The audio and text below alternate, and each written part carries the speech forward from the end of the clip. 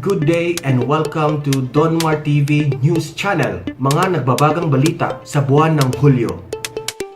Hindi na sana kita kukontrahin. Sige na, pagbigyan ka na. Anyway, pangarap mo yan magsona eh.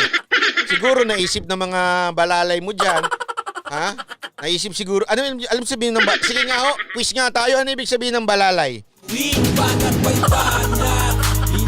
O ha, pag may makatama, bibigyan natin ng isang matamis na halik. Ang landi mo! Sa totoo lang, siguro naisip ng balalay ni Lenny. Hindi naman na ikaw magiging presidente. Hindi nga nanalo yung 8-8 diretsyo. Na-shoot nga sa Inodoro eh. Eh, gawin na lang natin. Pag-practice na lang ko natin. Pumari, may sona ka din. Nga palabas, mga kampon kayo ni Judas at saka Satanas. Malapit na ang wakas, tapos na ang panahon. Nilapastangan Siguro ng maraming taon. ganun ang ano eh. Ganun ang sinabi ng mga balalay nito eh. O, wala nakasagot ng balalay ano. Ay, hindi bayarang alalay. Bobong alalay, hindi rin. Walang nakano. Pelikula yan noon nila Rudy Fernandez. Saka nila Robin Padilla, balalay. Na kami magpapabitag sa mga patibong at mapabahon na Pero pwede rin yung bayarang alalay. dong at namin. Pero hindi ko talaga yan ang ibig sabihin yan eh. Pero sige, palitan na natin. Ayun! May nakahula. Halatang matanda na ito si Akon. Ako nakon. Akon, ako nakon. Ha? Ayan ang balalay. Ibig sabihin ng balalay. Siguro yung nagsulat ng mga balalay nito. Sabi, hindi naman mananalo ito maging pangulo eh. Gawa na tayo ng sona natin sarili para naman ma-feel niya, maramdaman niya. O, di ba? Siyempre, pag nagandahan sa speech niya, tapos pag nakita nung mga anak niya na, uy, Mother, ang dami nag-appreciate sa Twitter ng speech mo. O, di para kayo naglolokohan, kayo nagpapaniwala sa isa't isa. O, di sige. Sabi naman ito ni Madam Lenny. O, okay kayong mga gumawa ng speech ko dahil dyan may merienda tayo.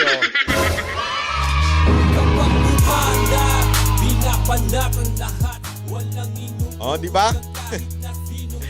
O, pasok pa, Madam Lenny. Dapat magkaroon ng communications campaign para ang mga nagpapagamot mismo ang tumiyak na wastong impormasyon ang naitatala tungkol sa kanila. Ate, communication? Saan ba kayong lupalop pinanganak? Saan ba kayo nakatira? Sa social media, punong-puno ang communication. Eh, mas madami pang ang post yung RTBM at PCOO sa page ko kaysa sa post ko eh. Saka sa Mocha Usunbag, sa dami ng mga post nila, sa DOH. Kaya nakatira itong aling to. Casey, salamat sa 1,220 yen!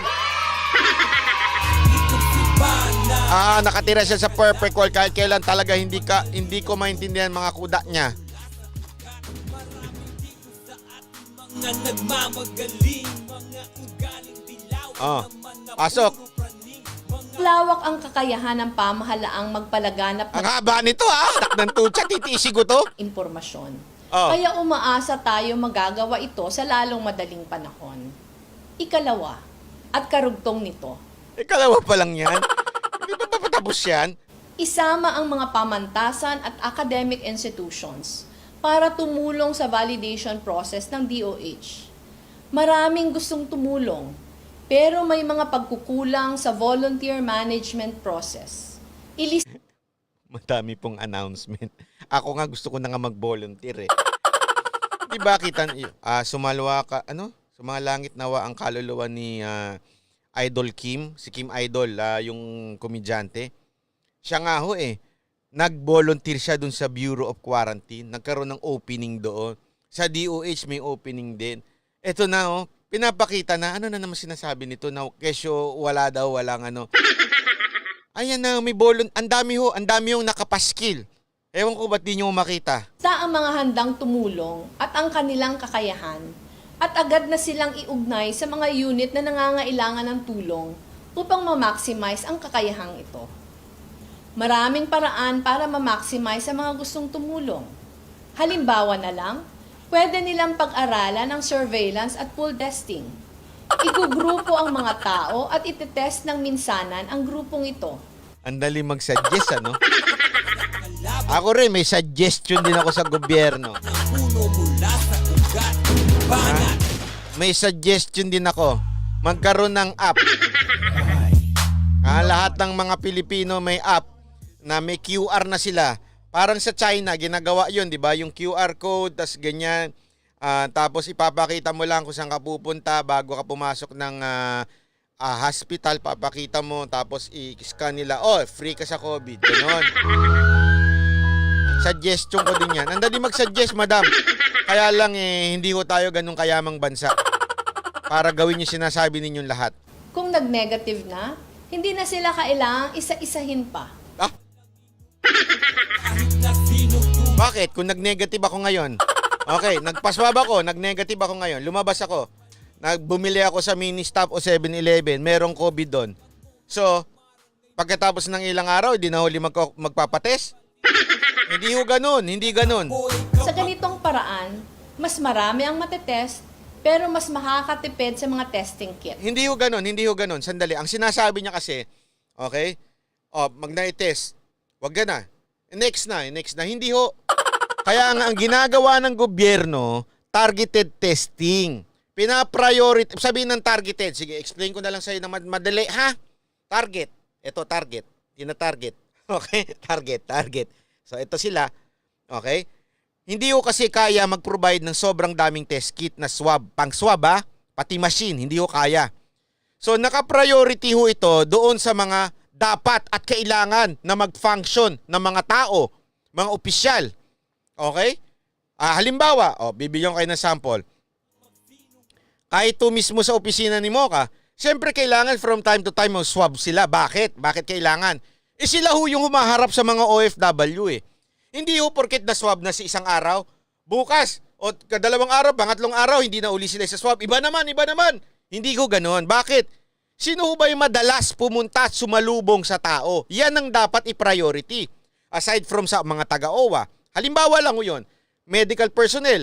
Kailangan no, madalas ho yan, at least mag once a week silang swab. Bakit? Mantakin mo sila magdudot-dot sa doon sa mga may COVID o kaya sa mga tao, sila magaganon-ganon ng ano. Siyempre kailangan weekly o kung pwede nga every 3 days iswab sila eh.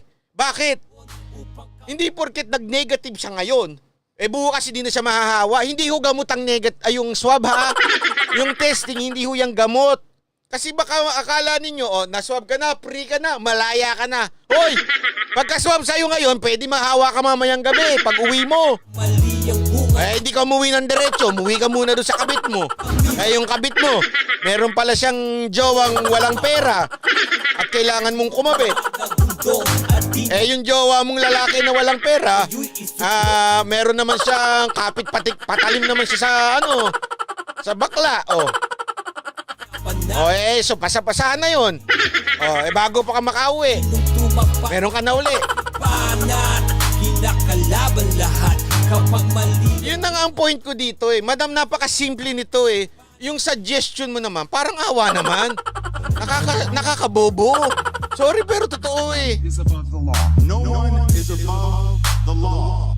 Ay nako. Ikatlo, siguruhing mabilis ang turnover time ng mga COVID-19 tests. Alamin kung bakit nagkaka-backlog, kung saang mga laboratorio ito nagaganap, at tulungan sila makahabol. Yun daw yung pangatlo niya, siguraduhin mabilis. Madam, napag-iwanan ka na ba? Naayos na ni Pangulo yan, di ba? Naalala nyo, ang tagal nga nung nagdami nagreklamo, galit na galit nga kayo eh. OFW, maabot ng 2 linggo. Biglang naisumbong ni Mocha, tas biglang sinita na. Ano ngayon? Ang bilis na. Ano sinasabi ng mga OFW? 2 days, 1 day na lang. Pinakamatagal na, 3 days. Matagal lang sinabi ni Pangulong Duterte yan, madam. Asan kayo?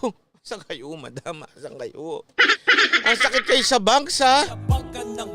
Hindi, totoo. Sinungaling ba ako? Sinungaling siya. Hindi ba ginagawa na yan? Pinabilisan na nga. Nagalit na nga si Pangulo dyan eh. May nagalit na nga ang senador dyan eh. Galit na galit eh. Mocha, ba't mga binabanatan niyang banat-bay na yan? Ginanyan si Mocha, di ba? Richard Adarlo De Castro, salamat sa 5 British pounds. Kainis talaga magsalita ito si BP Lugaw. Parang narrator lang sa ating alamin ni Jerry Geronimo. Shoutout sa mga relatives ko sa Baco or Mindoro from UK. Bernard Flores, salamat ulit Brad. Anong title ng topic mo today? The damn Vice President. Wag ganon. Bernard Flores. Maliliit na tao ay nakakapuwi. Banat may banat, binabanat ang lahat.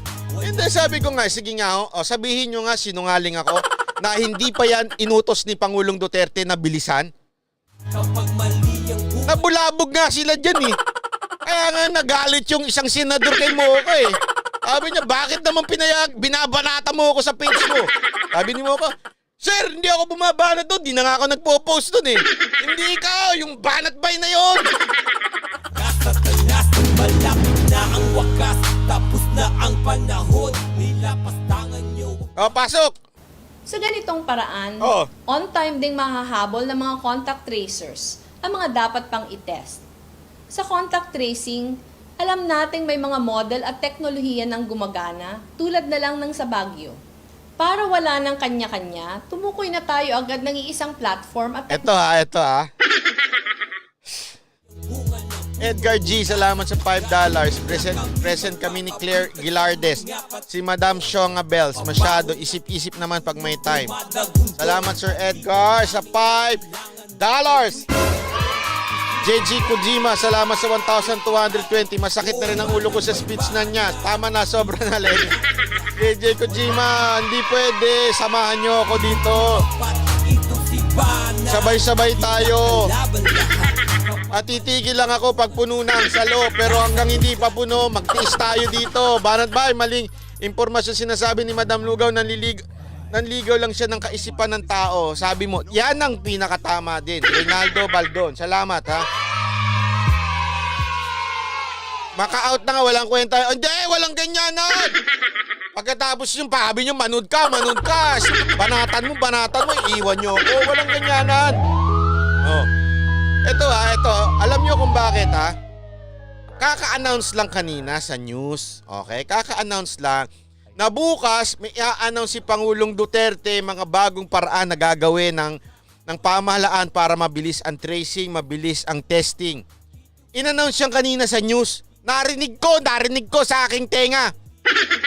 Narinig ko sa aking mata at nakita ko sa aking tenga. Ha? Boy, mga mali. May a-announce bukas. Kailangan mo talagang unahan para pustahan tayo. Pustahan tayo ang magiging second script nila. Buti nakinig ang pamahalaan kay Leni Robredo. Pustahan tayo. Ganyan na mga script na mga nasa Twitter. Tingnan nyo na, nakinig sila kay Leni Robredo. Kaka-announce lang kanina, may gagawin na, may a-announce bukas ang ating Pangulo. Tapos sasabihin mo na naman na galing sa inyo yan, kayong mga taga-Twitter. Itong si Banat, kinakalaban lahat. Kapag mali ang bunga ng puno mula. iisang standard na proseso at imungkahi sa mga LGU na ito ang gamitin kaysa magkanya-kanyang diskarte. Nawala ka tuloy. Ayan na. Ika-4, ukol naman sa mga locally stranded individuals. Nagpadala na tayo ng rekomendasyon sa kinauukulan na bigyan sila ng libreng swab test bago bumiyahe. Madam, talaga naman libre swab test eh. Hinahanap din ang mas organisadong Ulitin natin. Sumakit ang bangs ko dito rekomendasyon sa kinauukulan May na bigyan rekomendasyon sila daw ng siya. libreng swab test bago bumiyahe. May libre swab test bagong bubuyahe mga LSI.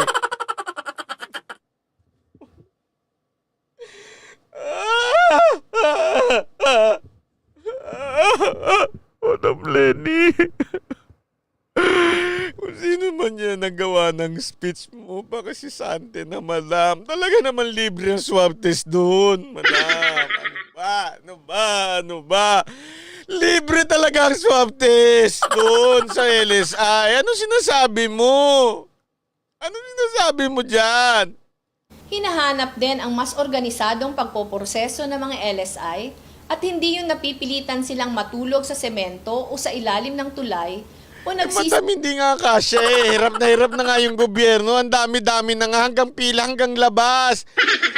Alam mo, madam, ako may sasuggest naman ako sa'yo. Kung gusto mo makatulong, kausapin mo lahat ng mga kaalyado mo. Okay? Sabihin mo sa kanila, hoy, yung bahay ninyo, patirahin mo yung mga mga LSI dyan.